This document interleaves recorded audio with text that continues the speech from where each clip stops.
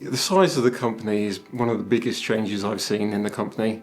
When I first started, we were a small team. We've grown since then. We are now in a bigger building, and we've expanded since then. We now have a team up in Blackburn as well that's joined us. One of the proudest projects that I've been involved in is the implementation of our ERP system.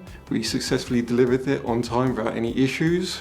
I think one of the things that stood out from that was the teamwork, the dedication, the passion of those involved delivering it to make it work.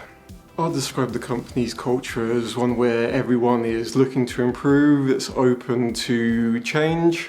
I think everyone's willing to help out and are looking to improve the way they're working. To me, 40 years represents resilience, dedication and strength of the people behind the business.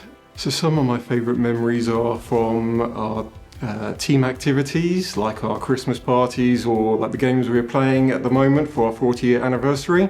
One that stands out was my first Christmas party here. It actually ended up falling on my weekend of my 21st birthday. I think our values have helped drive our continuous improvement. It's guided us through the challenges and helped us to our success. I'd describe FB Chain in one word as progress. We're always moving forwards, we're learning, we're growing, and we're always finding better ways of doing things.